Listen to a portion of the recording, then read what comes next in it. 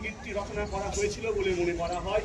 তাই এই দিনে সারা ভারতবর্ষের যেটা বন্দে মাতরমটাকে একটা স্পেশাল দিন হিসাবে সঙ্গীত হিসাবে গাওয়া হচ্ছে, কিন্তু আমাদের বিদ্যালয় প্রত্যেক দিন প্রার্থনা সভায় এই জাতীয় সঙ্গীতটি ন্যাশনাল সংটি প্রত্যেক দিন আমাদের ছাত্রছাত্রীরা এই গানটি করে।